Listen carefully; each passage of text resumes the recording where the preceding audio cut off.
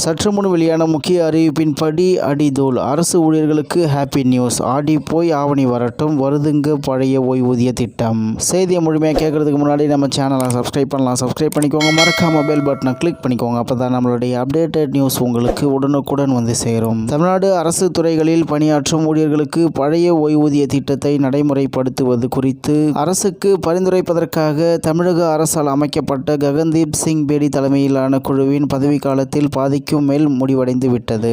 இந்நிலையில் அரசு ஊழியர்கள் போராட்டத்தை தீவிரப்படுத்தி இருக்கும் நிலையில் ஆகஸ்ட் மாதமே பழைய ஓய்வூதிய திட்டம் நடைமுறைப்படுத்தப்படலாம் என கூறப்படுகிறது. தமிழ்நாட்டில் 2003ஆம் ஆண்டு மார்ச் மாதத்துடன் பழைய ஓய்வூதிய திட்டம் ரத்து செய்யப்பட்டு அதன் பின் பணியில் சேர்ந்தவர்களுக்கு புதிய ஓய்வூதிய திட்டம் என்றழைக்கப்படும் பங்களிப்பு ஓய்வூதிய திட்டம் செயல்படுத்தப்பட்டு வருகிறது. இந்த திட்டத்தின் படி ஓய்வு பெற்றவர்களுக்கு உறுதி செய்யப்பட்ட ஓய்வூதியம் வழங்கப்படாது என்பதால் புதிய ஓய்வூதிய திட்டத்தை ரத்து செய்துவிட்டு 2003ஆம் ஆண்டுக்கு முன் நடைமுறையில் இருந்த பழைய ஓய்வூதிய திட்டத்தையே மீண்டும் செயல்படுத்த வேண்டும் என்று அரசு ஊழியர்கள் தொடர்ந்து வலியுறுத்தி வருகின்றனர். 2021ஆம் ஆண்டு சட்டப்பேரவை தேர்தலில் வெற்றி பெற்று ஆட்சி அமைத்தால் அரசு ஊழியர்கள் மற்றும் ஆசிரியர்களுக்கு பழைய ஓய்வூதிய திட்டம் செயல்படுத்தப்படும் என்று திமுகவின் தேர்தல் அறிக்கையில் வாக்குறுதி அளிக்கப்பட்டிருந்தது. ஆனால் ஆட்சிக்கு வந்து 4 ஆண்டுகளாகியும் இந்த வாக்குறுதி நிறைவேற்றப்படாத நிலையில் அரசுக்கு எதிரான போராட்டம் நடத்துவதற்கு அரசு ஊழியர்கள் தீர்மானித்தனர். இதனையடுத்து தமிழக அரசு தமிழ்நாட்டில் எந்த வகையான ஓய்வூதிய திட்டத்தை செயல்படுத்தலாம் என்பது குறித்து ஆய்வு செய்து அரசுக்கு பரிந்துரை அளிப்பதற்காக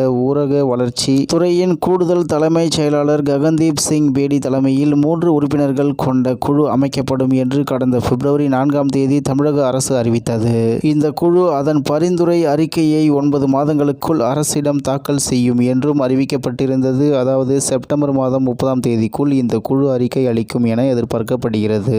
இதற்கிடையே தமிழ்நாடு முழுவதும் அரசு ஊழியர்கள் ஆசிரியர்கள் போராட்டத்தை தீவிரப்படுத்தி வருகின்றனர். ஜாக்டோ ஜியோ அரசு ஊழியர் கூட்டமைப்பு, முதுநிலை பட்டதாரி ஆசிரியர் சங்கம், தமிழ்நாடு ஆரம்ப பள்ளி ஆசிரியர் கூட்டணி உள்ளிட்ட பல்வேறு அமைப்புகள் தொடர் போராட்டத்தில் ஈடுபட்டு வருகின்றன. மேலும் தமிழக தலைமைச் செயலகத்தை நோக்கி பேரணி நடத்தப்படும் எனவும் அறிவித்திருக்கின்றனர். இந்த நிலையில் நாளுக்கு நாள் அரசு ஊழியர்களின் போராட்டம் தீவிரமாகி வரும் நிலையில் செப்டம்பர் மாதத்திற்கு பிறகு பழைய ஓய்வூதிய திட்டம் அமல்படுத்தப்படும் என தகவல் வெளியானது. இந்த நிலையில் முன்னதாகவே அதாவது ஆகஸ்ட் மாதத்திலேயே பழைய ஓய்வூதிய திட்டம் தொடர்பான அறிவிப்பு வெளியாகலாம் என்கின்றனர் தலைமைச் செயலக வட்டாரத்தினர். ஆகஸ்ட் 15ஆம் தேதி சுதந்திர தின விழா நிகழ்வின் போது பழைய ஓய்வூதிய திட்டம் தொடர்பான அறிவிப்பினை தமிழ்நாடு முதலமைச்சர் மு.க. ஸ்டாலின் வெளியிடலாம் என எதிர்பார்க்கப்படுகிறது. தமிழ்நாடு முழுவதும் அரசு ஊழியர்கள் கோரிக்கை குறித்த உளவுத்துறை அறிக்கையின் அடிப்படையில் இந்த அறிவிப்பு வெளியாகலாம் என கூறப்படுகிறது. தற்போது அதிமுக பொதுச் செயலாளர் எடப்பாடி பழனிசாமி தமிழகம் முழுவதும் சுற்றுப்பயணம் மேற்கொண்டு வரும் நிலையில் அரசு ஊழியர்கள் சங்கங்களை சந்தித்து ஆதரவு திரட்ட திட்டமிட்டுள்ளார். அதற்கு இடம் கொடுக்காமல் அரசு ஊழியர்களின் ஆதரவை பெறும் வகையில் முன்னதாகவே பழைய ஓய்வூதிய திட்டம் குறித்த அறிவிப்பு வெளியாகும் என்கின்றனர் என்று தகவல் வெளியாகி உள்ளது என்பது குறிப்பிடத்தக்கது.